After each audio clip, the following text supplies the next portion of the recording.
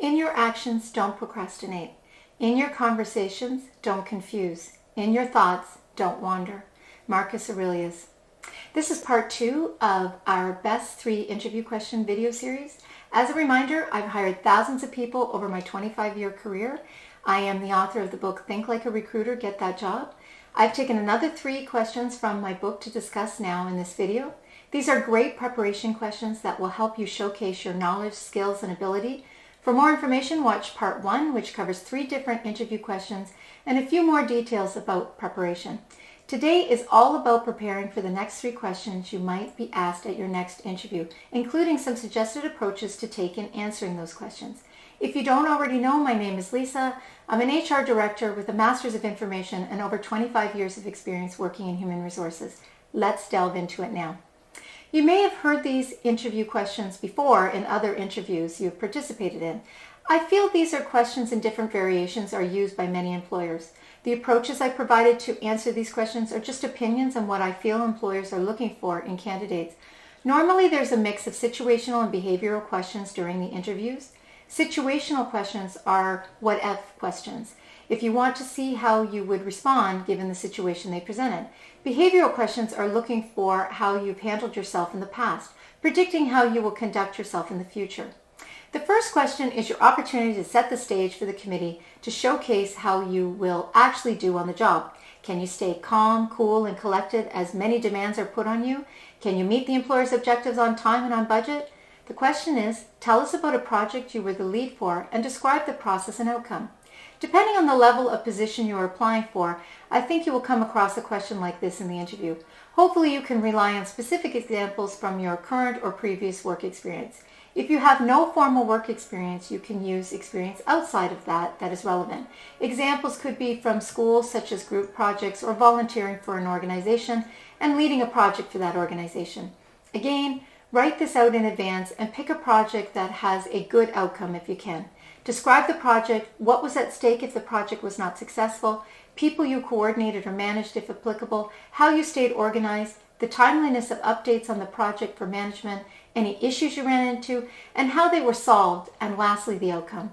It's okay if things did not always run smoothly, and it's okay to say this during the interview. It would seem untrue if nothing went wrong. It might be that you had to get buy-in from the staff before implementing, or you had to work all night to get the server up and running in the technology department.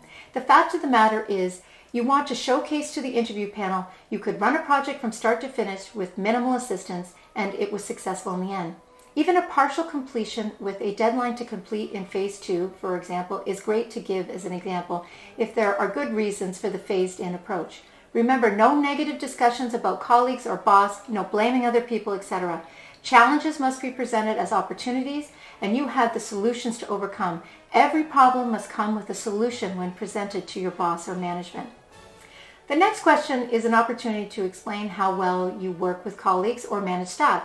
Think about and discuss your leadership style. Problem solving, not instigating problems. The question is, tell us about a labor or employee-related issue you were involved in and how it was resolved. This question is geared to a position that might coordinate the work of others, including managers and supervisors. It is also a great question to understand how you get along with coworkers, which is very important, and your next employer will want to see that you can work well with others. So you would approach it differently depending on the level of position that you're seeking.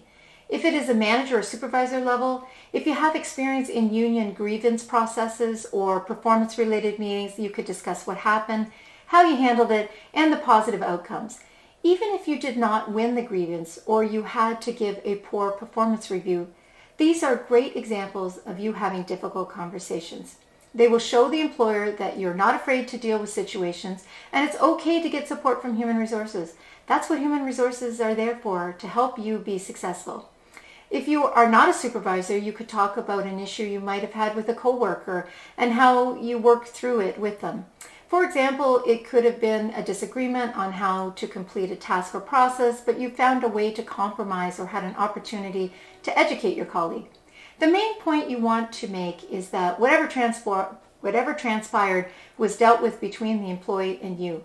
The employer will want to see that you can work with other people, have conflict, and navigate those situations without calling on your manager each time you have a problem.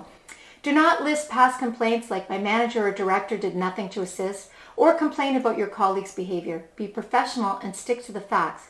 No one wants to listen to you whining, and you do not wish to present the image that you cannot work with people or resolve an issue on your own, as I've said a few times. The employer is looking for you to provide value, not problems.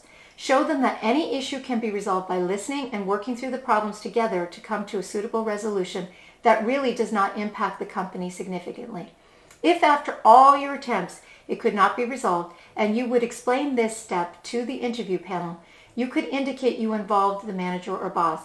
It is not telling on the person, it's an opportunity to still work through it. If you were able to solve the situation without needing to involve the manager, all the better. Again, you only use examples of things that really happen. Stick to the truth. The last question is a variation of the second question.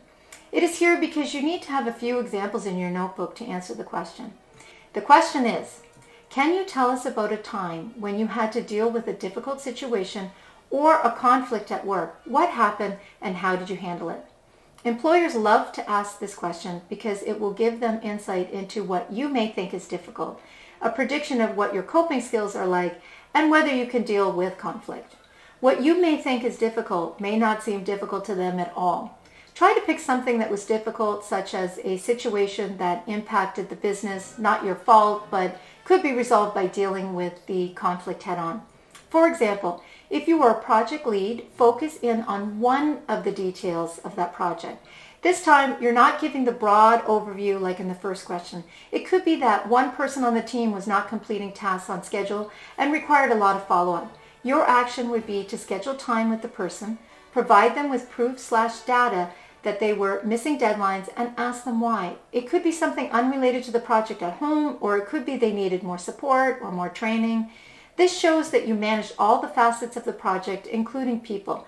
The timeliness of projects were monitored closely, and you were goal-oriented. It showed you were not afraid to confront someone not working in the company's best interest. As I said earlier, they might have disclosed issues at home or other work that might be preventing them from meeting the deadlines.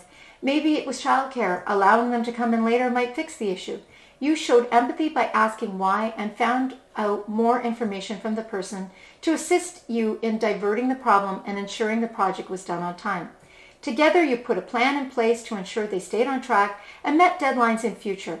Working with your colleagues to help them get on track shows you are collaborative and a team player. If it was a customer-related example, it could be a customer you were dealing with that was upset that you could not provide them with something they wanted. It violated the policy, so you could not offer it. So you apologized that you could not get them exactly what they wanted. You were patient and listened to their concerns.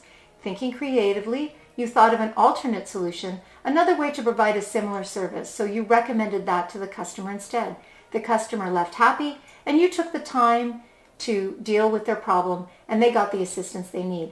In this instance, it shows the new employer that you provide excellent customer service skills by dealing with a typical customer with patience and thoughtfulness, and you thought outside the box but clearly knew your policies and followed them, making sure the customer left on a good note with a good memory of the experience.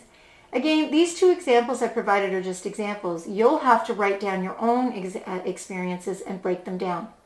So the key to breaking down your behavior in this example is to analyze what happened for yourself. Start with your story's beginning, middle, and end on the left-hand side of the page. And on the right-hand side of the page, draw a line and then fill in your behaviors you now know they are looking for in the candidate. Are you capturing those pieces? What was the difficult situation? And is it reasonable that the workplace might consider that to be difficult? Did you cope well with the situation? And what exactly did you do, your behaviors, that show the employer you manage well? Lastly, does this example you are providing show that you have no problem with conflict and can diffuse most situations? I suggest having a few examples ready to go depending on the level of the position that you're applying for with the organization. That is it for part 2 of the interview question series. So today we covered what I think are 3 of the best interview questions you need to be prepared to answer at an interview and suggested approaches to answer those questions. If you've not already checked out part 1, please see the link on screen. Reminder, do not dismiss the value of preparing, as preparation is the key. Think of concrete answers with specific examples and solutions you have used. Write out your answers to practice by role-playing. You can practice with a friend or practice on your own out loud. As I said before, I'll be doing a series of these videos 3 at a time, so stay tuned for part 3. You've got this. Thank you for watching the video. If you found value in the content, please consider hitting the like button and subscribing. It doesn't cost you anything, but it would really help my channel. Thanks again for watching, and see you in the next part.